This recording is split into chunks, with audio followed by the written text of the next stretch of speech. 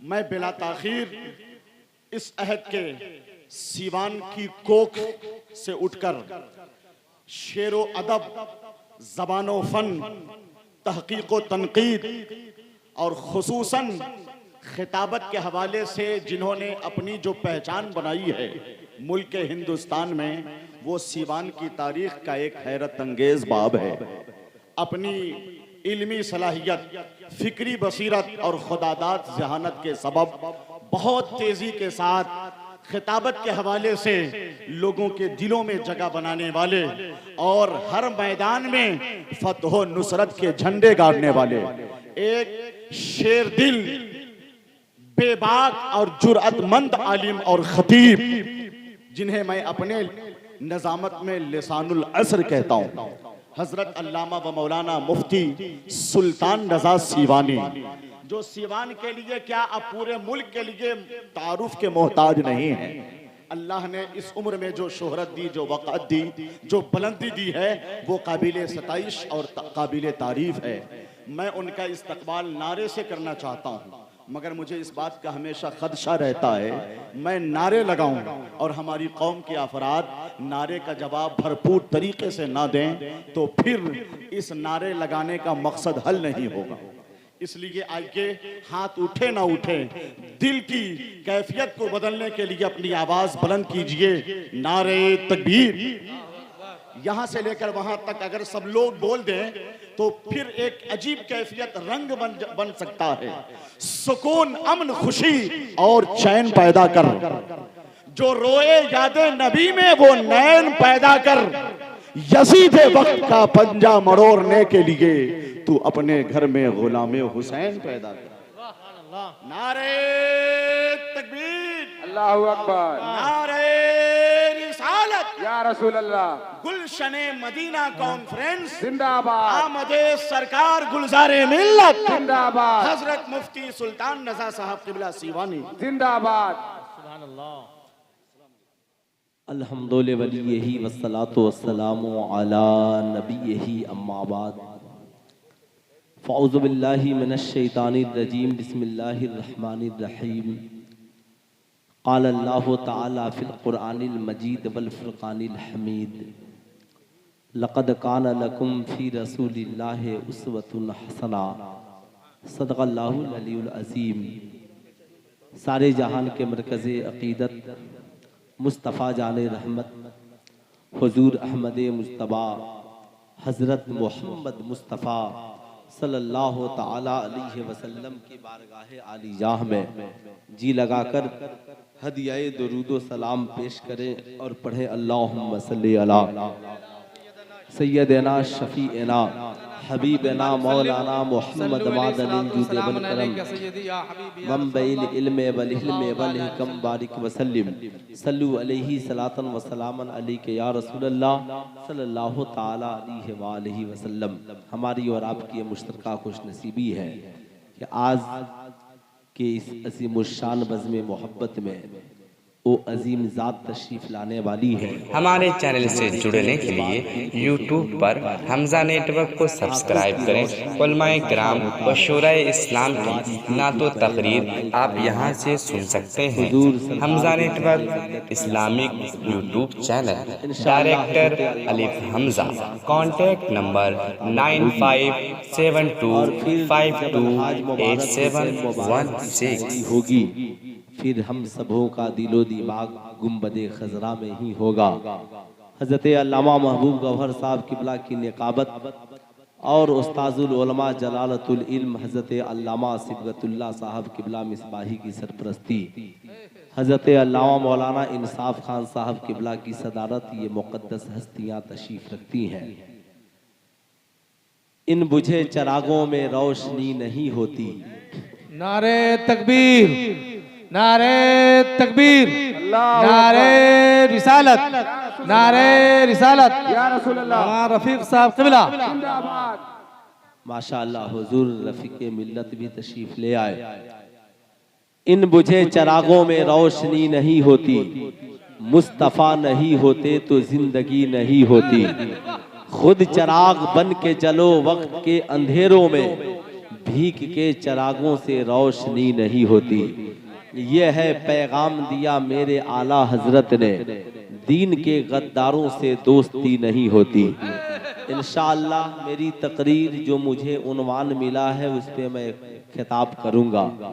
सवाल ये उठता है, जब सारी दुनिया में एक मजलूम मजहब है जिस मजहब को मजहब इस्लाम कहते हैं, व्हाट्सएप की वादी से लेकर पार्लियामेंट की वादी तक तन्हा जिस मजहब पे लोग हमला आवर है उसे मजहब इस्लाम कहते हैं।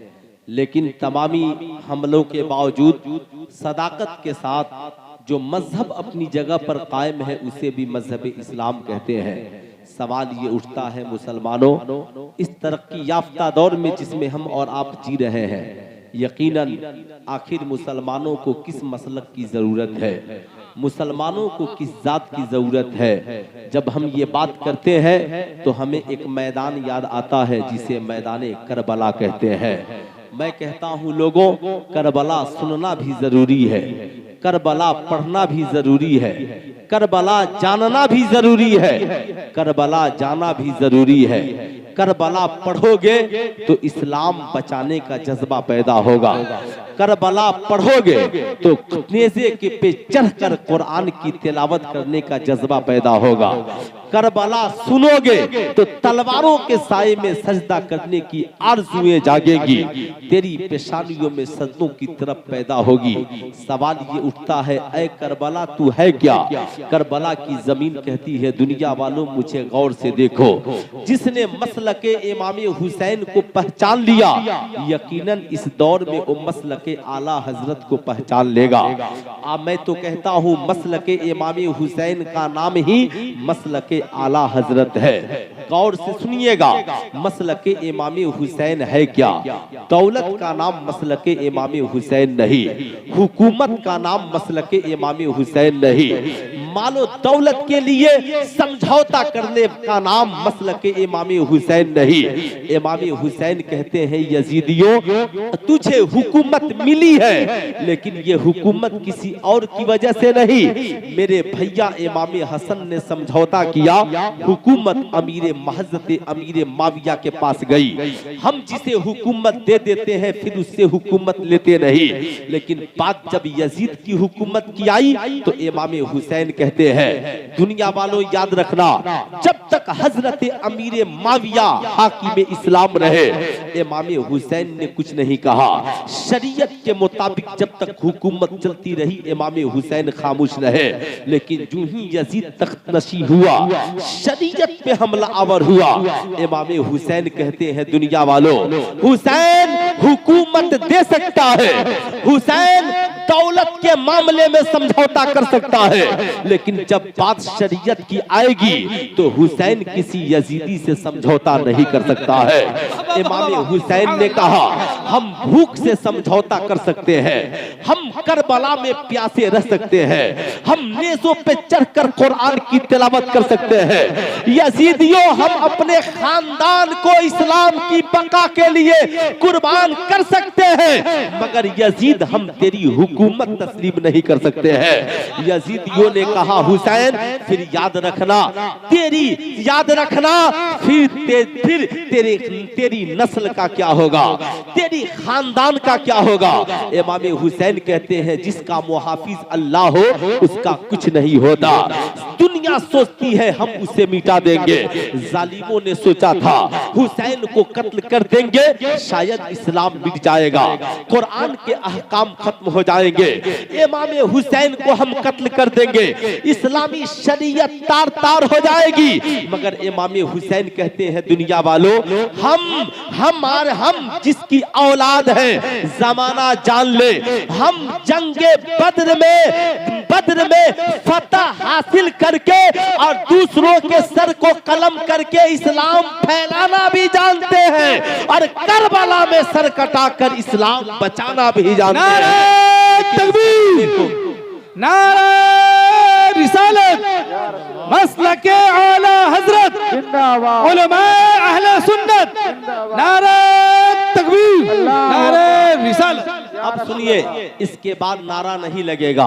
मैं चाहता हूं कि वक्त बचे ताकि आप ज्यादा से ज्यादा फैजियाब हो। अब गौर से सुनिएगा और प्यार से सुनिए। मैं जो बताना चाह रहा हूं, हजरत इमाम हुसैन के सामने 22,000 का लश्कर जर्रार खड़ा है। इमाम हुसैन जानते हैं मेरे चाहने वालों की तादाद बहुत कम है। जैसा आज का मुसलमान कहता है मौलाना कोई काम मत कीजिए, हमारी तादाद कम है। आज एक खानकाह में पीर अपनी खानकाह में मजे में बैठा है, कहता है हम चले गए तो फिर हमारी गद्दी छूट जाएगी। इमाम हुसैन मदीने में है। इमाम हुसैन चाहते तो पूरी जिंदगी मदीने में ऐशो आराम से गुजारते, न नजराने की कमी होती न खाने की कमी होती।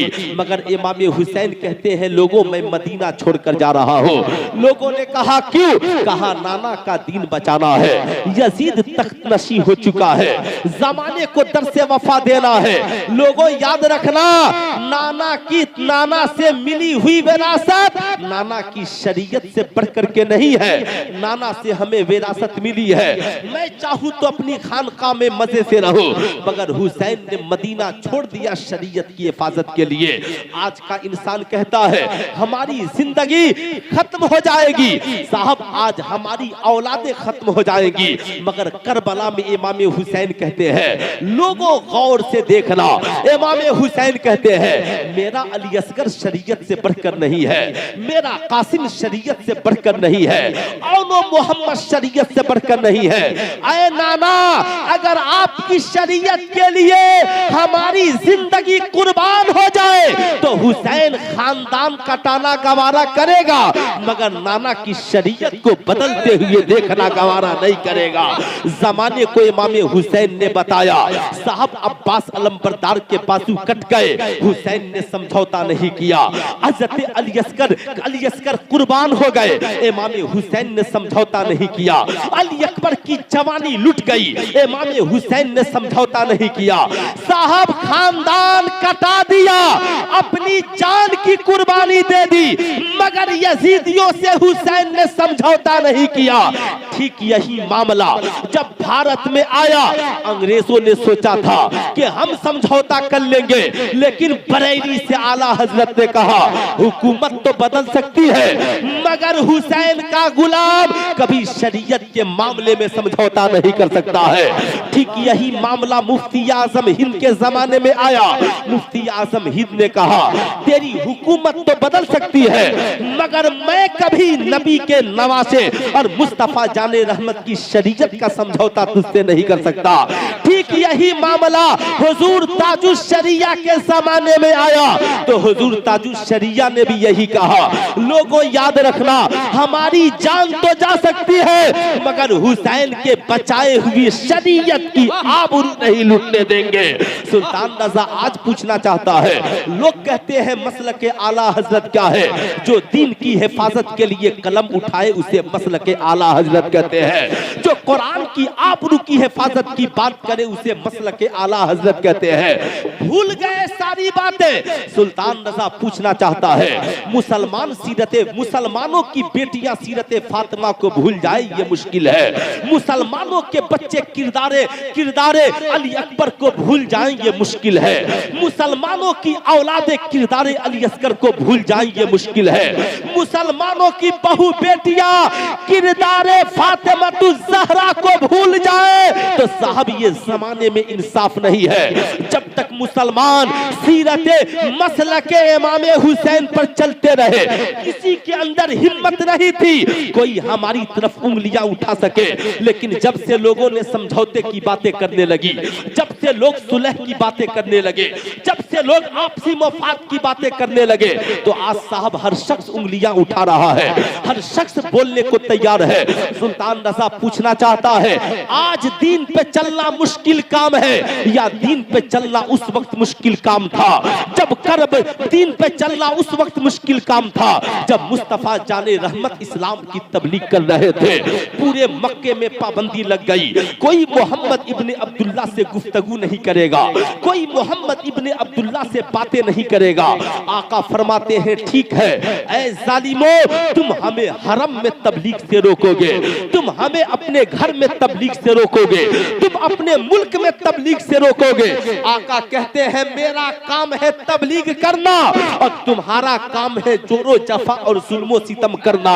लेकिन याद रखना, आज फिर मुल्क में सीरते मक्की की जरूरत है। मुस्तफा जाने रहमत के मक्की जिंदगी को मुसलमानों को पढ़ने की जरूरत है। रात की तन्हाई है, आका कहते हैं चलो, दिन में मुझ लोग डर से मेरी बात नहीं सुनेंगे, लेकिन रात की तन्हाई में जो मिलेगा उसे ही मैं इस्लाम की तबलीग करूंगा। आका रात की तन्हाई में निकले हैं, मुस्तफा जाने रहमत चले हैं, एक गुलाम के रोने की आवाज आती है। आका दरवाजे पे दस्तक देते हैं, कौन रो रहा है? गुलाम दरवाजा खोलता है। कहा वो पूछने वाले क्यों पूछने आ गए? कहा मैं पूछने आया, तू रो क्यों रहा है? कहा जा जा जा, यहाँ पे दर्द सुनने वाले बहुत आते हैं मगर दर्द का इलाज करने वाला कोई नहीं मिलता, दर्द का मदावा करने वाला कोई नहीं मिलता। अल्लाहु अकबर। आका फरमाते हैं जरा अपना दुखड़ा मुझसे भी तो बता। कहते हैं मैं हबश का रहने वाला हूँ, मेरा नाम बिलाल है, मैं बिकते बिकाते मक्के में आ गया हूँ, मेरा आका मुझ पे बहुत जुल्म करता है, मैं दिन भर आका का काम करता हूँ और रात भर आका की चक्की चलाकर आटा तैयार करता हूँ। महीनों दिन हो गए, मैं बीमार हूँ, काश मेरी माँ होती तो मेरी मदद करती, काश मेरा बाप होता तो मेरी मदद करता, काश मेरे रिश्तेदार होते तो मदद करते। मक्के के लोग बड़े जालिम है, कोई गुलामों की बात सुनने को तैयार नहीं है, कोई कमजोर की बात सुनने को तैयार नहीं है। आका कहते हैं ठहर, मैं अभी आता हूँ। चूंकि बिलाल जानते नहीं थे कि ये आने वाला कौन है, बिलाल को पता नहीं था कि ये आने वाला कौनैन का ताजेदार है, बिलाल को पता नहीं था कि आने वाला रहमत लिल आलमीन है। अल्लाहु अकबर। आका कहते हैं बिलाल ठहरो, मैं आया। आका चले, बिलाल कहते हैं जा जा जा, मैं जानता था लोग सुनने आते हैं मगर इसका मदावा कोई नहीं करता। अभी बिलाल बैठकर सोच ही रहे हैं, इतने में मुस्तफा जाने रहमत अपने घर से एक हाथ में एक प्याले में गर्म दूध लेकर चले हैं और एक हाथ में खजूर का तोशा लेकर चले हैं। आका बिलाल हबशी के दरवाजे पर पहुंचते हैं, कहते हैं बिलाल उठो, आओ जरा करीब आओ, ये दूध है इसे पी लो, ये खजूर है इसे खा लो। बिलाल की आंखें हैरान है, मक्के में ये पहला शख्स है जो रात की तन्हाई में मेरे लिए दूध भी लेकर आया है, मेरे लिए खजूर भी लेकर के आया है। बिलाल हबशी कहते हैं, बिलाल हबशी को आका प्यार से दूध भी पिलाते हैं, खजूर भी खिलाते हैं, अपनी नूरानी चादर बिछाते हैं, कहते हैं बिलाल इस पे आराम करो। बिलाल हैरान है, ये आने वाला कौन है जो मेरे लिए मसीहा बनकर आया है?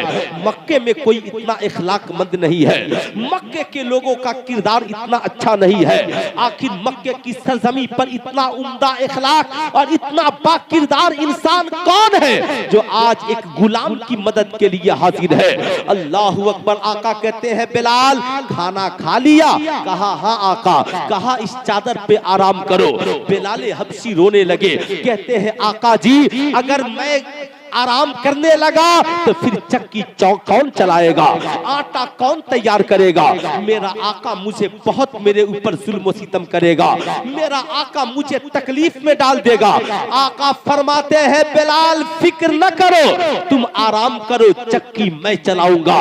सुल्तान रजा पूछना चाहता है, बताओ जरा ईमानदारी से बताना, आज जात पात के नाम पे दूसरों की मदद करने वालों, आज मजहब के नाम पे दूसरों की मदद करने वालों, आज बैकवर्ड और फॉरवर्ड के नाम पे दूसरों की मदद करने वालों, मेरे आका जिस गुलाम की चक्की चला रहे हैं, बिलाल को पता भी नहीं है कि इस्लाम किसे कहते हैं, बिलाल को पता भी नहीं है कि कुरान किसे कहते हैं, बिलाल हबशी को पता भी नहीं है कि ये मुसलमानों के पैगंबर और ये इस्लाम की तबलीग करने के लिए आए हैं, बल्कि आका बिलाल हबशी की चक्की चलाने बैठ गए। जमाने को दरसे वफा दिया। लोगों, इस्लाम तलवार की जोर से नहीं, इस्लाम तो मुस्तफा के इखलाक से फैलता है। अब जरा गौर से सुनिएगा साहब, आज ना हमारे पास इखलाक है, आज ना हमारे पास किरदार है, ना आज हमारे पास सीरत है, ना आज हमारे पास वो मोहब्बत मुस्तफा है। जरा गौर से सुनिएगा, आज कोई गुलाम के साथ अच्छा सलूक नहीं करता। आज अगर कोई नौकर हो और कोई फैक्ट्री का मालिक हो तो उस पे जुल्म करता है। आज कोई साहब गांव का बड़ा आदमी हो तो अपने मजदूरों के साथ अच्छा सलूक नहीं करता। बुरा मत मानिएगा, आज जैसे मस्जिद का सिगरेटरी इमाम और मुअज्जिन के साथ सलूक अच्छा नहीं करता, मदरसे का सदर और सिगरेटरी आलिम के साथ सलूक अच्छा नहीं करता, स्कूल का मालिक अपने टीचर के साथ सलूक अच्छा नहीं करता, सब बैंक का मैनेजर अपने कर्मियों के साथ सलूक अच्छा नहीं करता। साहब जो पावर में आ गया वो दूसरों पे जुल्म सितम की पहाड़े तोड़ देता है। लेकिन देखो मुस्तफा जाने रहमत की जिंदगी है, कौनैन के ताजेदार है, नबियों के सुल्तान है, मगर बैठकर एक गुलाम की चक्की चला रहे हैं, बेलाल की चक्की चला रहे हैं। क्या तुमने भी कभी इस्लाम की तबलीग के लिए किसी की चक्की चलाई है? क्या तुमने भी कभी इस्लाम की तबलीग के लिए किसी को एक गिलास पानी पिलाया है? क्या तुमने भी कभी इस्लाम की तबलीग के लिए किसी भूखे को खाना खिलाया है? साहब याद रखिएगा, याद रखिएगा, जलसों में नारा लगाना आसान है मगर किरदार मुस्तफा पे चल करके दिखाना बड़ा मुश्किल काम है। लेकिन हजरत बिलाल हबशी है, आराम कर रहे हैं, आका बैठकर चक्की चला रहे हैं, सुबह नमूदार होती है। आका कहते हैं बिलाल उठो और सुनो आटा तैयार है, मेरा वक्त हो गया, मैं जा रहा हूँ। आका फरमाते हैं बिलाल फिर मैं कल आऊंगा। अब तो बिलाल हबशी की हालत यह है, अब बिलाल हबशी के दिल में सिर्फ एक ही मोहब्बत है। बिलाल कहते हैं ए सूरज तू कब डूबेगा? बार बार बिलाल सूरज की तरफ देखते। उनका आका बोल पड़ा बिलाल क्या हुआ? बार बार सूरज की तरफ देख रहे हो, काम में तबीयत नहीं लगती? बिलाल कहते हैं जब तक आका को देखा न था ये दिल मेरा था, जिस्म मेरे आका का था, लेकिन अब ये दिल मेरा नहीं, ये दिल तो उस हुस्न वाले का हो गया है, उस जमाल वाले का हो गया है जिसकी निगाहें मेरे ऊपर पड़ चुकी है। अब तो बिलाल के ज़हनो दिमाग में सिर्फ एक सूरत है, ऐ सूरज तू कब डूबेगा? ताकि वो हसीन मुखरा वाला मेरे सामने आएगा, वो हुस्न जमाल वाला मेरे सामने आएगा। इधर सूरज डूबता है, उधर बिलाल हबशी आका के इंतजार में है। आका दूसरे रोज आते हैं, पूरी रात आका चक्की चलाते हैं, बिलाल आराम कर रहे हैं। 3 रोज के बाद बिलाल हबशी की तबीयत ठीक हो गई। आका कहते हैं बिलाल अब जरा ये बताओ, तेरी तबीयत तो ठीक हो गई, अब आज के बाद तेरी और मेरी मुलाकात नहीं होगी। बिलाल हबशी दामन थाम लेते हैं और कहते हैं ओ आने वाले, जाने की बात कर रहे हो, जा तो रहे हो, लेकिन जब तक तुझसे न मिला था ये जिस्म भी मेरा था और ये दिल भी मेरा था, लेकिन आज के बाद ये जिस्म तो मेरे आका का गुलाम है, लेकिन ये दिल आपका गुलाम हो चुका है। आपने जो मेरे साथ सलूक किया ये पैगाम आपको कहां से मिला और ये किसने दिया? आप सूरज निकलने से पहले, सुबह की नमूदारी के बाद आप किसकी इबादत करते हैं? आका मुस्कुरा कर कहते हैं बिलाल मैं मोहम्मद इब्ने अब्दुल्ला हूँ, अल्लाह ने मुझे रसूल बनाकर भेजा है, मैं एक खुदा की इबादत की तबलीग करता हूँ, उसी खुदा ने बंदों से प्यार करने का हुक्म दिया है, उसी खुदा ने गरीबों से मोहब्बत करने का दस दिया है, उसी खुदा ने खाने से पहले पड़ोसियों के खिलाने का हुक्म दिया है। बिलाल कहते हैं आका जब आप इतने अच्छे हैं तो आपका खुदा कितना अच्छा होगा, मुझे भी कलमा पढ़ाइए और पढ़ा करके मुसलमान बना दीजिए। सुल्तान रजा कहना चाहेगा आज के बाद ये न कहना कि इस्लाम तलवार की बदौलत फैला है, इस्लाम तो आका के इखलाक की बदौलत फैला है। इस्लाम के मुकद्दस नौजवानों आज के के इस जलसे से ये पैगाम लेकर जाओ, आज के बाद तेरी जिंदगी में भी किरदारे मुस्तफा की जरूरत है। तू भी अपनी जिंदगी का एक मिशन चला, तेरे पड़ोस में कोई भूखा न सोए, तेरे पड़ोस में कोई भूखा न रहे। तू जमाने को बता, ऐ लोगों, जब मेरे आका ने गुलामों को सीने से लगाया है तो हमारा कोई पड़ोसी भूखा कैसे रह सकता है, हमारा कोई पड़ोसी प्यासा कैसे रह सकता है।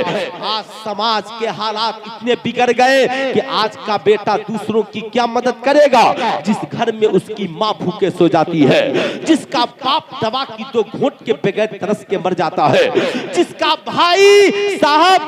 भाई बगैर रोटियों के दम तोड़ देता है, खुद अजीम महल में रहता है मगर भाई की जिंदगी की फिक्र नहीं होती।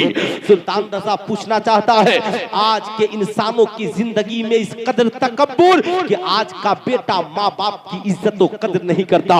लेकिन आइए मैं आपको बताना चाहूंगा, पिछला महीना जो गुजरा उसे रज्जबुल मुरज्जब का महीना कहते हैं।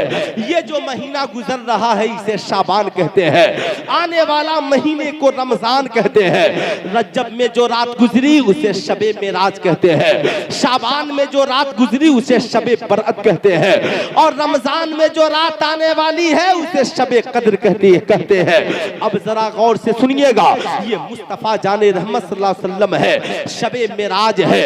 आका की सवारी अक्सा में पहुंचती है, सारे अंबिया मुरसलीन पहले से सब बांधे खड़े हैं। जो ही आका पहुंचे हर पैगंबर आका की ताजीम के लिए खड़ा है। आदम भी खड़े हैं, जकरिया भी खड़े हैं, यहिया भी खड़े हैं, मूसा और ईसा भी खड़े हैं। हर पैगंबर आका की ताजीम में खड़ा है।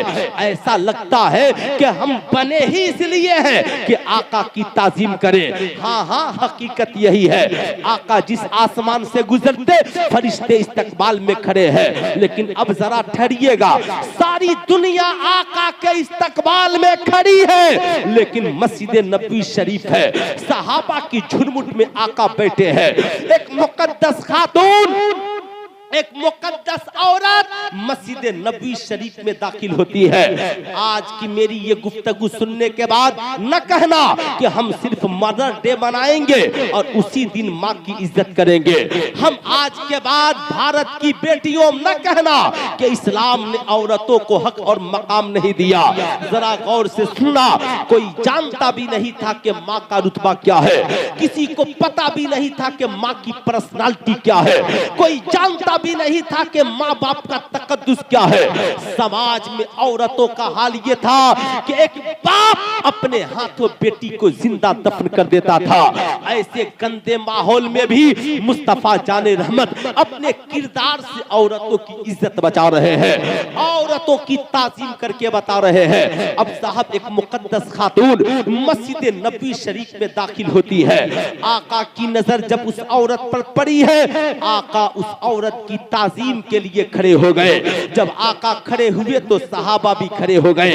अर्ज करते हैं, आका जी, सारी दुनिया आपकी ताजीम में खड़ी है और आप इस मुकद्दस खातून, मुकद्दस औरत की ताजीम में खड़े हैं। आका, ये औरत कौन है? आका फरमाते हैं, मेरे सहाबा, तुझे पता नहीं, ये मेरी दूध पिलाने वाली मुकद्दस माँ हजरत अम्मा हलीमा है, जिनके इस्तकबाल में तेरा पैगंबर खड़ा है। सुल्तान रजा पूछना चाहता है, बताओ जरा सीने पे हाथ रखकर बताओ, तुम में के कितने लोग हैं जो अपनी माँ की ताजीम के लिए खड़े होते हैं? आप में कितने लोग हैं जो अपने बाप की ताजीम के लिए खड़े होते हैं? आज का बेटा कहता है, मैं बहुत बड़ा बिल्डर हूँ, बाप की ताजीम कैसे करूंगा? मैं बहुत बड़ा अमीर हूँ, माँ की ताजीम कैसे करूंगा? मैं बहुत बड़ा इल्म वाला हूँ, माँ की ताजीम कैसे करूंगा? गांव का प्रधान हूँ, विधायक बन चुका हूँ, माँ की ताजीम कैसे करूंगा? सुल्तान रजा पूछना चाहता है, कितना बड़ा इल्म वाला है तू? क्या तू नबी करीम सल्लल्लाहु अलैहि वसल्लम से भी ज्यादा इल्म वाला है? कितनी बड़ी इज्जत वाला है तू? क्या मेरे आका से भी ज्यादा इज्जत वाला है तू? कितनी दौलत है तेरे पास? क्या मुस्तफा जाने रहमत से भी ज्यादा दौलत है तेरे तेरे पास। अब जरा गौर से सुनना, आका फरमाते हैं मेरे साहबा, मैं भी माँ की ताजीम करता हूँ, तुम भी अपनी माओ की ताजीम करना, अपनी माओ की इज्जत करना। आज के जलसे से पैगाम लेकर के जाओ कि तुम अपने घरों को जाओगे, बगल में तेरी बीवी बैठी हो, तेरे बच्चे बैठे हो और तेरी बूढ़ी माँ तेरे सामने आ जाए तो ताजीम के लिए खड़े हो जाना और अपनी बीवी से भी कहना तुम भी खड़ी हो जाओ, अपने बच्चों से कहना तुम भी खड़े हो जाओ। फिर बताना तेरे बच्चे तुझसे कहेंगे मेरे बाप आज तक माँ की इतनी ताजीम नहीं करते थे, आज तक अपने वालिद की इतनी ताजीम नहीं करते थे। बता देना पगली, जब तक जानता नहीं था, माँ बाप की ताजीम नहीं करता था, आज जलसे में नबी के गुलामों ने बता दिया है, आज जलसे में आका के गुलामों ने बता दिया है। अरे तुम जिसका कलमा पढ़ती हो, हम जिसका कलमा पढ़ते हैं, जब हमारा पैगंबर माँ की ताजीम के लिए खड़ा हो रहा है तो हमें भी अपनी माँ की ताजीम के लिए खड़ा होना चाहिए। नारे तकबीर, खड़ा होना चाहिए कि नहीं? कितने लोग हैं जो आज से अपनी माँ की ताजीम के लिए खड़े होंगे? जरा हाथ उठाइए तो।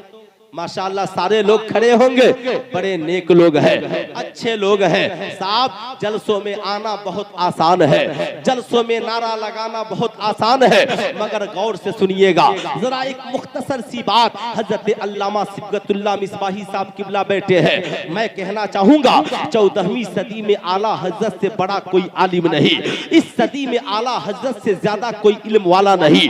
आज का कोई इल्म वाला कहे कि हम माँ के कदम को कैसे चूमेंगे, हम माँ के तलवे को कैसे चूमेंगे, पूछिए इन बुजुर्गाने दीन से।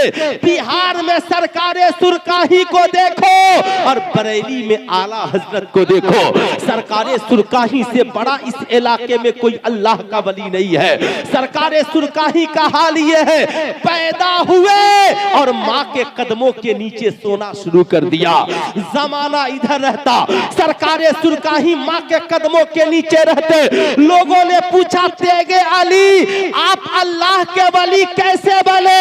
कहा मैं कुछ नहीं था, माँ की इज्जत ने तेगे अली को सरकारे सुरकाही बना दिया। माँ की इज्जत ने, माँ की इज्जत ने तेगे अली को सरकारे सुरकाही बना दिया है। मैं तो पहले माँ के कदमों में सोता था, क्या आज का भी बेटा माँ के कदम के नीचे सोता है? क्या आज का बेटा भी माँ के कदम को दबाता है? जरा गौर से सुनना। दूसरी बात जरा बरेली वाले की सुनो, तुमको मसल के आला हजरत से बहुत टेंशन है। मैं तो कहता हूँ सिर्फ आला हजरत को पढ़ लो, माँ से मोहब्बत का भी सलीका मिल जाएगा, नबी से प्यार का भी तरीका मिल जाएगा, नबी से भी प्यार का तरीका मिल जाएगा। अच्छा ये बताइए, बोलूं इजाजत है? आप लोग समझ रहे हैं ना? तो जितने लोग सुनना चाहते हैं जरा हाथों को उठाकर प्यार से बोल दीजिए सुभान अल्लाह। अब जरा गौर से सुनिएगा, आला हजरत है, उनके भाई और घर वाले हज के लिए जा रहे हैं। आला हजरत एक शेर लिखते हैं, जानो दिल होशो खिरद सब तो मदीने पहुंचे, क्यों नहीं चलते रजा सारा तो सामान गया। लोगों ने कहा हजरत आप भी चलिए, कहा ठीक है वीजा लगाओ, मैं जरा अपनी माँ से इजाजत लेकर आता हूँ। आला आज का बेटा होता तो फोन कर देता, खत लिख देता, टेलीफोन कर देता, तार भेज देता, मैसेज कर देता, लेकिन वक्त के इमाम है, एक इल्म के जानने वाले नहीं, 100 से ज्यादा उलूम के जानने वाले हजरत नहीं, आला हजरत साहब बरेली शरीफ आते हैं।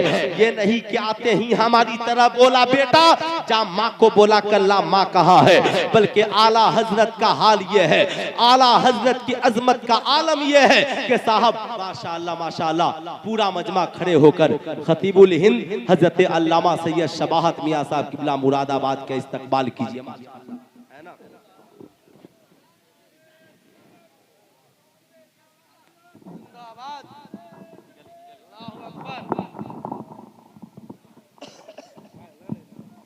नारे तकबीर, नारे रिसालत, उलमाए अहले सुन्नत, औलादे अली हजरात, सल्तनत खिताबत के वजीर आजम हजरत अल्लामा सैयद शबाहत हुसैन साहब किबला जिनकी आमद मिंबर शरीफ पे हो चुकी है, आप सभी हजरात तशरीफ रखें, बैठ जाएं, बैठ जाएं, बैठ जाएं।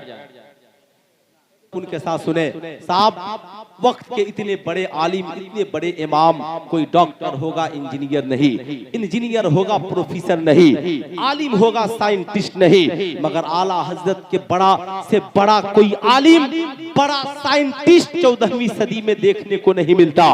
लेकिन मैं आपको बताना चाहूंगा, इतने बड़े वक्त के इमाम जब बरेली शरीफ आए तो ये नहीं कहा कि जाओ बुला कर लाओ माँ किधर है, ये नहीं कहा कि माँ फौरन इजाजत दे दो, बल्कि आला हजरत घर पे कहते हैं जब अम्मी जान फुर्सत में हो तो मुझे बता देना, मदीने जाने के लिए इजाजत लेनी है, मदीने जाने के लिए इजाजत लेनी है। अल्लाह अकबर। आज के बेटों से पूछ लीजिए साहब, अजीब इत्तफाक, आला हजरत है, अजीमुल बरकत है, असर की नमाज पढ़ने के बाद उनकी वालदा बैठकर दलाइलुल खैरात शरीफ पढ़ रही है। आला हजरत हुजरे में दाखिल हुए और अपनी पेशानी को माँ के तलवे से मलने लगे। माँ समझ गई, बोल पड़ी, बेटा लगता है मेरा अहमद रजा आ गया है। अहमद रजा बताओ कैसे आना हुआ। सुल्तान रजा वाकया सुनाना नहीं चाहता, आपको बताना चाहता है। ओ मेरी कौम के नौजवानों, तू कितना बड़ा इल्म वाला है। तेरा तकब्बुर ये कि तू माँ को गाली दे, तेरा तकब्बुर ये कि तू बाप को गालियां दे, तेरा तकब्बुर ये कि तू माँ बाप को बुरा भला कहे। आज के इस जलसे से जाने वालों, मसला के आला हजरत का पैगाम ये है कि नबी का भी वफादार बन करके रहना और घरों में अपने वालिदैन का भी वफादार बन करके रहना। तो इंशाअल्लाह रहेंगे ना, बोलिए ना, जरा हाथों को उठाकर बोलिए, रहेंगे ना। माशाअल्लाह मेरे बाद बहुत अच्छी गुफ्तगू आप सुनेंगे, लेकिन एक दो बातें सुन लीजिए। आज का इंसान इमाम हुसैन से मोहब्बत भी करता है मगर पेशानी जमी पे नहीं है, गरीब नवाज से मोहब्बत भी करता है मगर पेशानी जमी पर नहीं है, गौसे आजम का फातिहा भी कराता है मगर पेशानी जमी पर नहीं है, आला हजरत के नाम का नारा भी लगाता है मगर पेशानी जमी पर नहीं है, सरकार गुलजारे मिल्लत का दीवाना भी है मगर पेशानी जमी पर नहीं है। साहब सरकार, हुजूर सरकार गुलजारे मिल्लत आएंगे तो देखोगे मुसल्ला बिछा होगा, उस मुसल्ले पे साहब शहजादे गौसे आजम बैठे होंगे। मालूम है ये खामोश पैगाम क्या है? ये खामोश पैगाम ये है कि देख तुम्हारे पीर और सरकारे मौलाए कायनात के जुब्बे के वारिस का कभी मुसल्ला नहीं छूटता। ऐ सुन्नियों, जिंदगी में तुम्हारा भी कभी मुसल्ला नहीं छूटना चाहिए। सुभान अल्लाह, सुभान अल्लाह। मुसल्ला, मुसल्ला समझते हैं ना आप लोग? मुसल्ला समझते हैं? जितने लोग समझते हैं जरा हाथ उठाकर बोल दीजिए सुभान अल्लाह। माशाअल्लाह काफी पढ़े लिखे लोग हैं, मुसल्ला समझते हैं। नहीं समझते हैं तो जानेमाज समझ लीजिए, है ना साहब, जानेमाज न छूटे। आज मुसलमान की आरजू क्या है साहब? इंसान बीमार पड़ता है, आरजू है बच्चों से मुलाकात हो जाए। इंसान बीमार पड़ता है, आरजू है बेटी से मुलाकात हो जाए। इंसान बीमार पड़ा है, आरजू है जायदाद का बंटवारा हो जाए। इंसान बीमार पड़ा है, आरज़ू है, ख्वाहिश है साहब दुनिया का नजारा हो जाए। मगर बता, जिस हुसैन के हम दीवाने हैं, जिस करबला वाले के हम दीवाने हैं, जिस नबी के नवासे के हम चाहने वाले हैं, नवासे नबी का हाल ये है, मैदाने करबो बला है, जख्मों से चूर चूर है इमाम हुसैन। ऐ ज़मीं हमने नहीं देखा मगर तूने तो देखा है, ऐ आसमान हमने नहीं देखा मगर तूने तो देखा है, ऐ चांद तारों हमने नहीं देखा मगर बता, ऐ आसमान के नजारों तूने तो देखा है। साहब करबला की जमीन है, बेटों की लाशें बिखरी पड़ी हुई है, चाहने वालों की लाशें बिखरी पड़ी हुई है। 72 जख्म खाने के बाद इमाम हुसैन घोड़े से नीचे गिरे हैं, शिमर लाइन सीने पे सवार है मगर मेरे इमाम कहते हैं शिमर हट जा, बस आखिरी ख्वाहिश ये है कि जिस खुदा की रजा के लिए हमने बेटों को कुर्बान किया है, हमने औलादों को कुर्बान किया है, अपने घर वालों को कुर्बान किया है, जरा उस खुदा की बारगाह में 2 सजदे कर लेने दे। कितने सजदे कर लेने दे? अरे जरा दोनों उंगलियां उठा के तो बोल दो भाई, कम से कम अगर इमाम हुसैन के नाम पे ये दो उठ गए ना तो कयामत के दिन उधर से हल्का इशारा हो गया तो काम बन जाएगा। इसलिए कि उस दिन जबान खामोश होगी और ये उंगलियां बोलेंगी, जबान खामोश होगी और ये उंगलियां बोलेंगी। अगर इन दोनों उंगलियों ने बोल दिया कि इमाम हुसैन के सजदे की गवाही इन उंगलियों ने दी थी तो कसम खुदा की बेड़ा पार हो जाएगा। क्या ख्वाहिश थी इमाम हुसैन की? ठहर जा, दो सजदे कर लेने दे। जरा उंगलियां उठाकर बोल दीजिए कितने सजदे? हाँ जरा और प्यार से, कितने सजदे? दो सजदे कर लेने दे। अल्लाहु अकबर शिमर हटता है, आका खड़े हैं। वजू वाला सजदा नहीं है बल्कि लहू वाला सजदा है, मोहब्बत वाला सजदा है। सुल्तान रज़ा पूछना चाहता है, जख्मों से चूर चूर होने के बावजूद तेरा इमाम खड़े होकर नमाज मैदाने करबला में पढ़ रहा है। डॉक्टर इकबाल कहते हैं, हो सके तो लाइए दोनों जहां मीज़ान में, हमने एक सजदा ज़मीने करबला से ले लिया। सुल्तान रज़ा कहना चाहेगा, सारे सजदे एक तरफ और मोहब्बत वाला हुसैन का सजदा एक तरफ। जोर से आवाज आनी चाहिए, हुसैन वाला सजदा, और जरा प्यार से, हुसैन वाला सजदा एक तरफ। इमाम हुसैन सजदे करके बता रहे हैं, लोगों हुसैन के बच्चों के कटाने का मकसद सजदा है, हुसैन की जिंदगी का मकसद सजदा है, अली अकबर की शहादत का मकसद सजदा है, अली असगर की शहादत का मकसद सजदा है, ज़ैनब के करबला आने का मकसद सजदा है। याद रखना, शहादत इमाम हुसैन का मकसद सजदा। जरा दोनों हाथों को उठाकर बोल दीजिए, क्या है? सजदा। क्या आप में का कोई ऐसा आदमी है जो कल से नहीं आज से ही 5 वक्त सजदा करने को तैयार हो? कोई है ऐसा आदमी? एक आदमी खड़े होकर कोई नौजवान वादा कर ले, नौजवान कि आज से मैं 5 वक्ता नमाज इमाम हुसैन की मोहब्बत पे पढ़ूंगा। माशाल्लाह एक आदमी हो गए, कोई दूसरा भी है। 5 नौजवान सिर्फ खड़े हो जाइए, पंजतने। अरे आप तो दाढ़ी रख के आप बैठिए। 5 नौजवान, एक नौजवान माशाल्लाह अल्लामा सैयद शबात मियां साहब किबला की एक नौजवान। अच्छा आप जरा खड़े हो जाइए, ये दूसरे नौजवान है। कोई तीसरा, माशाअल्लाह ये 2, माशाअल्लाह इधर इतने नौजवान खड़े हो गए। चलिए साहब इतना ही पे इख्तिसार करते हैं, इसलिए कि जबरदस्ती जरूर ठीक नहीं है। आप इतना समझ लीजिए, कल तक लोग कहते थे जलसों से फायदा क्या होता है, सुन्नियों के जलसों से कोई फायदा नहीं होता। लेकिन अभी हजरत अल्लामा सैयद शबात मियां साहब किबला की तकरीर होगी तो नस्लें बदलने लगेंगी, है ना, इरादा बदलने लगेगा। जब मुझ फकीर का ये हाल है तो समझिए कि जब ये बुजुर्गान दीन खिताब करेंगे तो क्या हाल होगा। तो आज के जलसे से पैगाम लेकर जाइए, घर में माँ की खिदमत करेंगे। आज सजदा करके भी इंसान कामयाब नहीं है, आज मज़ारों पे जाकर भी इंसान कामयाब नहीं है। गौर से सुनिएगा, 5 मिनट मेरी और गुफ्तगू सुनिए, उसके बाद फिर कभी इंशाअल्लाह जिंदगी बाकी तो मुलाकात होगी। लेकिन जरा दोनों हाथों को उठाकर प्यार से बोल दीजिए सुभान अल्लाह। थोड़ी सी और आवाज ऊंची आनी चाहिए, बोलिए सुभान अल्लाह। अब जरा गौर से सुनिएगा, प्यार से सुनिएगा। हम जिस मुल्क में जिंदा है ये मुल्क गरीब नवाज का है। गरीब नवाज के वालिद मुहतरम का नाम हजरत सैयद गयासुद्दीन हसन है। हजरत सैयद गयासुद्दीन हसन वक्त के आलिम मौलाना सब कुछ है। ड्यूटी क्या है? माँ की खिदमत। ड्यूटी प्यार से बोल दीजिए, क्या ड्यूटी है? माँ की खिदमत। एक साफ आलम यह है कि जब नमाज पढ़ने के लिए जाते, मुअज्जिन आजान देता, माँ के सामने हाथ बांधकर खड़े हो जाते, कहते अम्मी जान इजाजत दीजिए, आप मुझसे राजी है ना मैं नमाज पढ़ने जाऊं?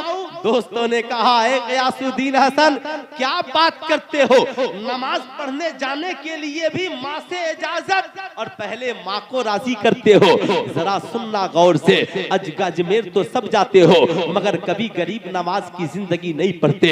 अजमेर तो सब जाते हो मगर कभी उनके अब्बा हुजूर की जिंदगी नहीं पढ़ते। कहते हैं, ऐ मेरे दोस्तों क्या तुझे पता नहीं है कि अल्लाह के नबी ने ऐलान फरमाया, जिसके माँ बाप बाप राजी नहीं होते उससे अल्लाह और उसका रसूल भी राजी नहीं होता। इसलिए जब मैं खुदा की बारगाह में सजदा करने जाता हूँ तो पहले माँ बाप को राजी कर लेता हूँ ताकि घर में माँ बाप राजी हो जाए और खुदा के घर में जाऊं सजदा करूं तो मेरा खुदा राजी हो जाए। आज अजीब इत्तेफाक है, लोग हज पे हज करते हैं मगर माँ की मोहब्बत सीने में नहीं है। सजदे पे सजदे करते हैं। मैं तो कहता हूँ ओ सजदा करने वालों, सजदे करने से पहले माँ बाप को राजी कर लो। आज जिंदगी में तबाही इसलिए है माँ की मोहब्बत सीने में नहीं है, बाप का प्यार सीने में नहीं है। ओ मज़ार शरीफ पे चादरें चढ़ाने वालों खूब चढ़ाओ, लेकिन सुल्तान रजा की एक छोटी सी गुजारिश है, जाने वालों चादरें लेकर जाते हो खाली हाथ वापिस आते हो। सुल्तान रजा तुझसे गुजारिश करेगा फूलों की चादरें लेकर जाओ और लौटो तो बुजुर्गों के किरदार की चादर जिंदगी में ओढ़ करके आओ।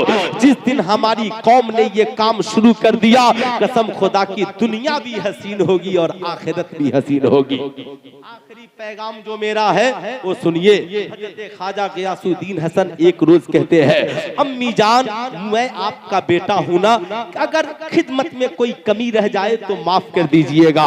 माँ कहती है बेटा मेरी दुआ है कि हर माँ को तुझ जैसा बेटा नसीब हो ताकि माँ की जिंदगी खुशहाल गुजरे।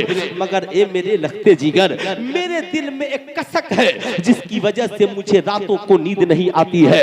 अम्मी जान ओ क्यों? कहा जब बेटा जवान हो जाए हर माँ की ख्वाहिश होती है कि काश उसके घर में एक चांद सी दुल्हन आ जाए।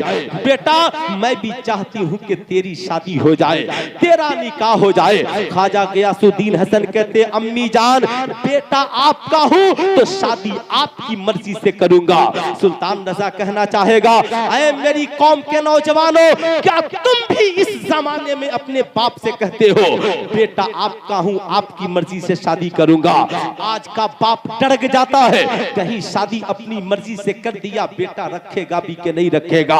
वो इस्लाम की मुकद्दस बेटियों आज तेरी माँ तुझसे डरती है कहीं शादी अपनी मर्जी से कर दिया तो मेरी बेटी ससुराल में रहेगी या भाग आएगी।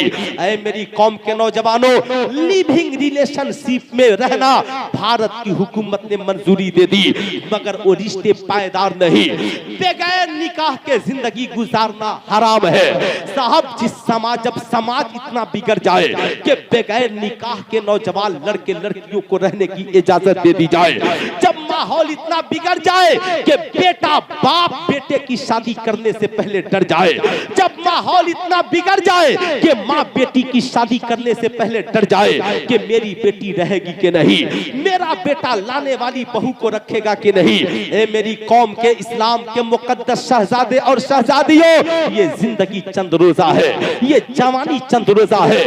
बड़ा तकब्बुर है तुझे अपने हुस्न जमाल पर, मगर याद रखना जो शादियां अपनी मर्जी से होती है उन शादियां तादेर नहीं होती, उन शादियों में बरकतें नहीं होती। लेकिन जो रिश्ते बुजुर्गों की मर्जी से होती है याद रखना उन शादियों में बरकतें होती है, उन निकाहों में बरकतें होती है। इस्लाम की मुकद्दस बेटियों, कभी अपनी मर्जी से भागकर किसी आवारा के साथ शादियां न करना। आज तुम समझती हो किसी आवारा के साथ भाग गए, किसी गैर के साथ चले गए तो नकाब से आजादी मिल जाएगी, पर्दे से आजादी मिल जाएगी। ओ इस्लाम की मुकद्दस बेटी, सुल्तान रजा तुझसे सिर्फ इतना कहना चाहेगा, फेसबुक पे जो तुझे जन्नत दिखाता है वो जन्नत नहीं है, व्हाट्सएप पे जो तुझे ताजमहल दिखलाता है वो ताजमहल नहीं है। थोड़ी देर के लिए तुझे फंसाने की कोशिशें करता है, तेरी इज्जत के साथ खेलना चाहता है। जब जमाने का कोई जालिम लड़का तेरी कलाई थाम कर कहे तू मेरी गर्लफ्रेंड बन जा, तो उससे कहना जरा अपनी बहन को देख, तेरी बहन की कलाई भी फला लड़के ने थाम ली है। उसके चेहरे का जोग्राफिया बिगड़ जाएगा, उसका चेहरा बदल जाएगा, वो बोल पड़ेगा मेरी बहन के बारे में ऐसी बात मत करना। तो उससे पलट कर कहना जालिम, जब तेरी बहन की कलाई कोई पकड़ ले तो तुझे अच्छा नहीं लगता, अगर मेरी कलाई तू पकड़ेगा तो मेरे भाई को कब अच्छा लगेगा, मेरे बाप को कब अच्छा लगेगा, मेरे घर वालों को कब अच्छा लगेगा। वो इस्लाम की मुकद्दस बेटियों, आज जालिमों की टोली तुझे फंसाने के लिए घूम रही है, इसलिए कभी किसी गैर की चक्कर में ना आना। कॉलेज की दुनिया बड़ी हसीन है, ट्यूशन सेंटर की दुनिया बड़ी हसीन है, याद रखना व्हाट्सएप और फेसबुक की वादी बड़ी हसीन है। आज लोग लाभ जिहाद के नाम पे इस्लाम को बदनाम कर रहे हैं, मगर इस्लाम कोई लाभ और प्यार बार की इजाजत नहीं देता। इस्लाम कोई लाभ जिहाद की बात नहीं करता। इस्लाम इज्जत और आबरू की बात करता है। इस्लाम निकाह की बात करता है। इस्लाम सच्चाई और ईमानदारी के साथ समाज में जीने की बात करता है। इसलिए साहब, जब भी शादियां करो तो माँ बाप की मर्जी से करो। साहब, ये और बात है कि आप अपनी पसंद से कर सकते हैं, ये नाजायज और हराम नहीं है, लेकिन साहब इन रिश्तों में पायदारी नहीं है। अब आखिरी बात गौर से सुनिएगा। हजरत ख्वाजा गियासुद्दीन हसन की वालदा है, बेटे ने जब कह दिया तो सरकार बड़े पीर दस्तगीर के घर दुल्हन तलाशने जाती है। कहती है, बताओ क्या आपके घर में कोई ऐसी लड़की है जो हाफिजे कुरान भी हो और जिसके पास सीरते फातिमतुज ज़हरा भी हो। लोगों ने, उनके घर वालों ने पूछा, ए सैयदा, आपको हाफिजे कुरान भी चाहिए और सीरते फातिमा भी चाहिए, मकसद क्या है? कहती है कि मेरी नस्ल मेरी बेटी से नहीं, बल्कि मेरी नस्ल तो मेरी बहू से चलने वाली है, मेरी बहू से चलने वाली है। अगर बहू हाफिजे कुरान होगी, सीरते फातिमा वाली होगी, तो मैका वालों की भी इज्जत बची रहेगी, ससुराल वालों की भी इज्जत बची रहेगी। पूछा, ओ क्यों, ओ कैसे? जरा गौर से सुनना। कहती है, सरकार मौलाए कायनात का निकाह सैयदा तैयबा ताहिरा राकिया साजिदा आबिदा जाहिदा हजरत फातिमतुज ज़हरा रज़ियल्लाहु ताला अन्हा से हुआ। साहब, कुछ दिनों के बाद सरकार मौलाए कायनात मैदाने जंग में तशरीफ ले जा रहे हैं। कहते हैं, सैयदा रास्ते के लिए कुछ खाना बना दीजिए। सैयदा फातिमा है, घर में जितना आटा था सबकी रोटियां बना देती है। कहती है, ए सरकार मौलाए कायनात, ये रोटियां ले जाइए, खुद भी खा लीजिएगा, अब्बा को भी खिला दीजिएगा, अपने साथियों को भी खिला दीजिएगा। एक दिन दो दिन नहीं, 15 दिनों के बाद सरकार मौलाए कायनात की वापसी होती है। सरकार मौलाए कायनात घर आते हैं। कहते हैं, फातिमा, जोरों की भूख लगी है, जरा दस्तरखान बिछा दो। सरकार मौलाए कायनात के लिए सैयदा दस्तरखान बिछाती है, पानी रखती है, आंखों में आंसुओं के कतरात है। सरकार मौलाए कायनात की जब नजर पड़ी, कहते हैं, सैयदा आंखों में आंसू क्यों? सैयदा कहती है, मैं वो बीवी हूँ, मेरा शौहर सफर से आया है और भूखा है, मगर घर में आटा भी नहीं कि मैं अपने शौहर के लिए रोटी बना करके दे सकूं, इसलिए मेरे आंखों में आंसू आ गए। सरकार मौलाए कायनात कहते हैं, सैयदा कितने दिनों से घर में आटा नहीं है? कहा, आका जिस दिन आप गए उसी दिन से घर में आटा नहीं है। आज 15 दिन हो गए, सैयदा के घर चूल्हा नहीं जला है। सुल्तान रजा पूछना चाहता है, बताओ इस्लाम की मुकद्दस बेटियों, तेरे घर में एक दिन चूल्हा न जले तो मोबाइल फोन से सारी दुनिया में खबर हो जाएगी, लेकिन सैयदा के घर 15 दिन से चूल्हा नहीं जला। सरकार मौलाए कायनात कहते हैं, सैयदा सैयदा, ए फातिमा, तूने मैका खबर क्यों नहीं कर दिया? सैयदा के आंखों में आंसू है। आज अगर हमारी कौम की माए सैयदा खातूने जन्नत की सीरत को जिंदगी बना ले तो कोई शौहर सताया नहीं जाएगा, कोई शौहर जेल के सलाखों के पीछे नहीं जाएगा। मैका और ससुराल की इज्जत और आबरू बची रहेगी, मगर बेटियों को सीरते फातिमा पढ़ाएगा कौन? अफसोस तो यही है। सैयदा ए अली, बात सही है, मैं का खबर करती तो खाना मिल जाता, पड़ोसियों को खबर करती तो खाना मिल जाता, मगर जब निकाह के बाद मैं घर से चलने लगी, अब्बा हुजूर ने बताया, ए बेटी, अल्लाह फरमाता है, हुन्ना लिबासुल लकुम व अंतुम लिबासुल लहुन्ना। औरत मर्द के लिए पर्दा है, मर्द औरत के लिए पर्दा है। ऐ सरकार मौलाए कायनात, मैं का खबर करती, खाना तो मिल जाता, मगर मैका वाले जान जाते फातिमा के ससुराल में गरीबी आ गई है। पड़ोसियों को खबर करती, खाना तो मिल जाता, पड़ोसी जान जाते अली के घर में गरीबी आ गई है, इसलिए फातिमा भूखे रहना तो गवारा कर सकती है, मगर अली के घर की शिकायत हो ये कभी फातिमा गवारा नहीं कर सकती। वाह वाह, जिंदाबाद जिंदाबाद, सुभान अल्लाह। सुल्तान रज़ा कहना चाहेगा, वो इस्लाम की मुकद्दस बेटियों, 14 साल मोटी मोटी किताबें पढ़ती हो, मैगजीन पढ़ती हो, रात रात भर फेसबुक और व्हाट्सएप चलाती हो। नौजवानों तुम भी चलाते हो, जिंदगी की कामयाबी चाहिए ना, नौजवान हो तो मौलाए कायनात की जिंदगी पढ़ो, औरत हो तो सीरत फातिमा पढ़ो। सुनो आखिरी बात मेरी, उन्होंने कहा कि आपको अगर मिल गई सीरत फातिमा वाली बहू, तब कहा कि मिल गई तो उसे बेटी बना लूंगी, बेटी बना लूंगी। आज लोग बहू लाने जाते हैं, बेटी लाने नहीं जाते। बहू लाने मत जाइए, बेटी लाने जाइए। जो लोग बहू लाने जाते हैं उनकी नस्लें दौलत पर होती है, उनकी नस्लें सरबत पर होती है, उनकी नस्लें मोटरसाइकिल, अपाची और जहेज पर होती है। मगर जो लोग बेटी लाने जाते हैं उनकी नस्लें सीरत फातिमा ज़हरा पर होती है, उनकी नस्लें सीरत सैयदा फातिमा पर होती है। हज़रत सरकार गरीब नवाज की दादी जान कहती है, मैं अपने बेटे के लिए बीवी तलाशने आई हूँ और अपने लिए बेटी तलाशने आई हूँ। बेटी ले जाने से फायदा यह है, जब तक आपकी बेटी थी खाना आपने दिया, कपड़ा आपने दिया, मकान आपने दिया, लेकिन निकाह के बाद जब मेरी बेटी बन जाएगी तो बेटी भी मेरी होगी, कपड़ा भी मेरा होगा, मकान भी मेरा होगा, साहब घर भी मेरा होगा, अलमीरा भी मेरा होगा। ए मेरी कौम के लोगों, आज के बाद इस जलसे से पैगाम लेकर जाइए, हम बहू लाने नहीं, अपने बेटे के लिए साहब, अपने बेटे के लिए दुल्हन और अपने घर के लिए एक बेटी लाने जाएंगे। वो बेटी जिससे हमारी नस्लें चलने वाली है। साहब तू अपनी बेटी को भी बेटी समझिए और दूसरों की बेटी को भी बेटी समझिए। जिस दिन हमारे माहौल में ये हमारे समाज में ये माहौल पैदा हो गया, उस दिन जहेज की लानत खत्म हो जाएगी। हर बेटी को मैका से लेकर ससुराल तक इज्जत मिलेगी। माँ बाप की कदर कीजिए, खुदा की बारगाह में हाजिर होइए, मसलक के आला हजरत पे मजबूती से कायम रहिए, ताकि हम भी बचे रहे, हमारा ईमान भी बचा रहे। मौला करीम हम सभी को सीरत मुस्तफा पे चलने की तौफीक अता फरमाए। पूरा मजमा मिलकर पढ़ लीजिए, अस्तगफिरुल्लाह रब्बी मिन कुल्ली ज़ंबी व अतूबु इलैहि। जरा आवाज़ बुलंद पढ़िए, ला इलाहा इल्लल्लाह मुहम्मदुर रसूलुल्लाह सल्लल्लाहु अलैहि वसल्लम। अस्सलामु अलैकुम।